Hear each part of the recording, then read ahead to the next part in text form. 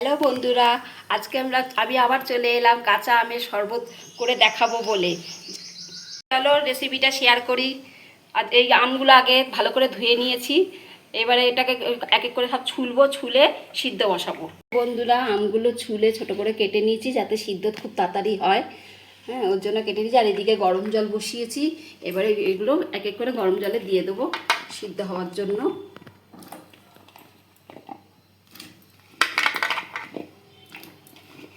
তোমরা গোটাগুলোও দিতে পারো। আমি এটা সিদ্ধ তাড়াতাড়ি যাতে সিদ্ধ হয় সেই জন্য আমি দিয়েছি। আমার এটা সিদ্ধ করা হয়ে গেছে।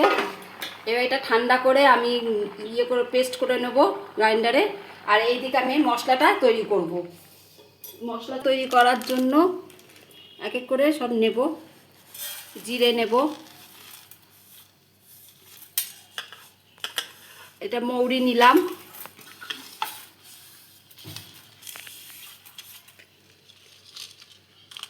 আর এদিকে গোলমরিচ, অল্প একটু গোলমরিচ, আর দুখানা দেবো শুকনো লঙ্কা দিয়ে দেবো কেটে কেটে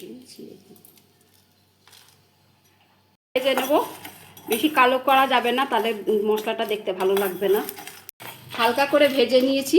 এইবার এটা মিক্সার গ্রাইন্ডারে আমি গুঁড়ো করে নেব। আমটা আমার পেস্ট করা হয়ে গেছে। এবার এটা আমি ছেঁকে নেব।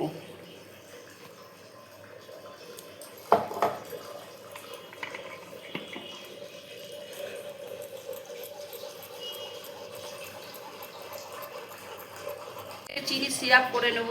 তার জন্য একটু কড়াইতে দিয়ে দিলাম জল, অল্প একটু জল, আর এক বাটি চিনি, বড় এক বাটি চিনি।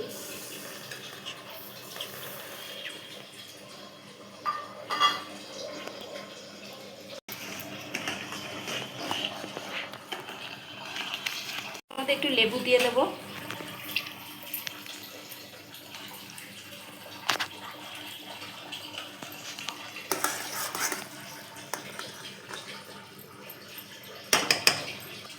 তার মধ্যে একটু এমনি লবণ আর একটু বিট লবণ।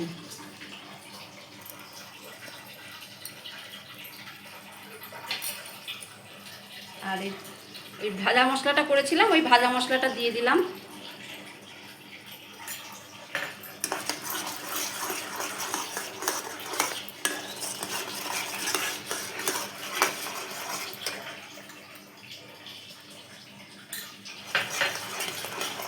তারপরে এগুলো যে আমটা যে পেস্ট করেছিলাম সেই আমটা দিয়ে দেবো।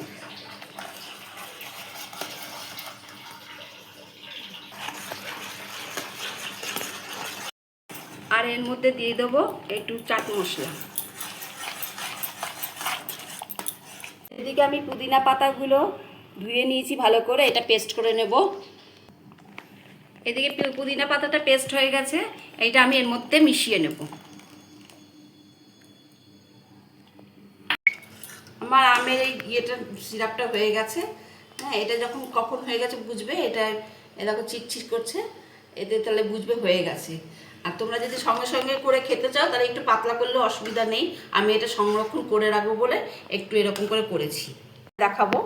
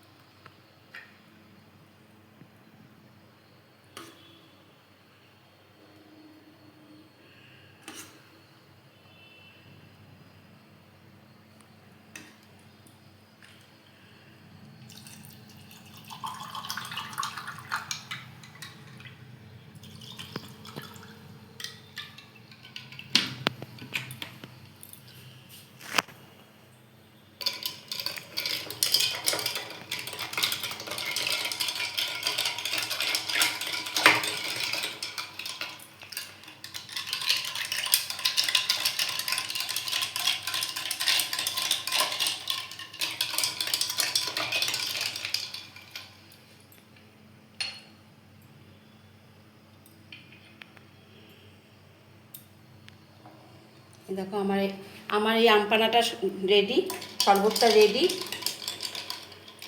এরকম করে তোমরা খেও।